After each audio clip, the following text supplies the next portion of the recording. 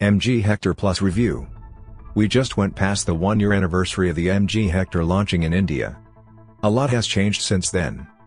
The market continued its journey southwards. But the Hector still sold 24,220 units till the end of June 2020. MG launched its second car, the ZS-EV, in India. The 7-seater. Officially it's known as the Hector Plus.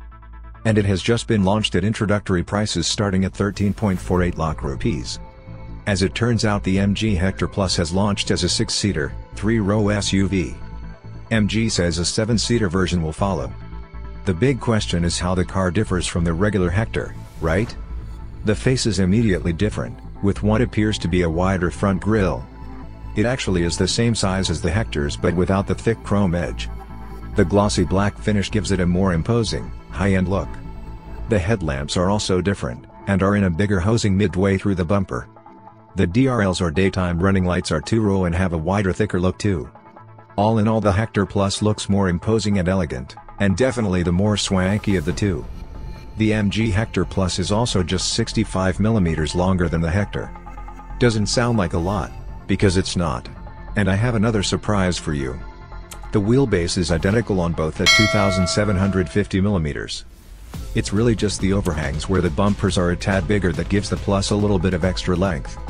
So it's not really a stretched version of the regular Hector.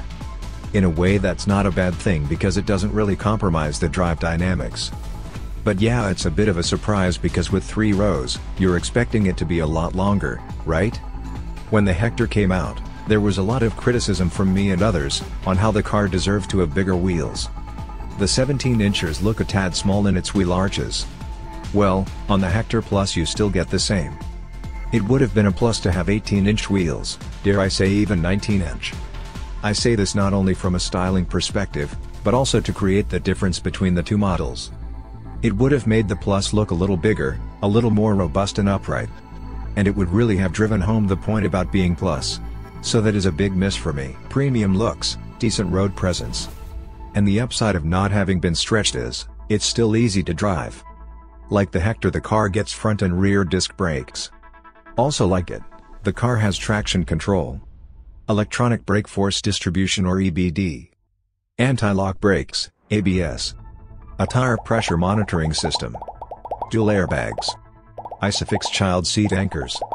And electric parking brake. Electronic stability control or escape. And hill hold control as standard. The top spec also gets a 360 camera view and 6 airbags. On the inside, the car's upper specs get the large iSmart touchscreen interface and connected car capabilities. Powered by its internet-enabled embedded SIM. And then there's the virtual assistant voice commands. The cabin appears plush and the dash is dual-tone with a padded faux leather element added onto it. This makes the car look more high-end than the Hector and also different from it. But what about that all-important third row? As all third rows go, this one isn't great either. I mean, none of them really are. Problems with cramped space, the seat bottom height, lack of under-thigh support, and knees pointing skywards.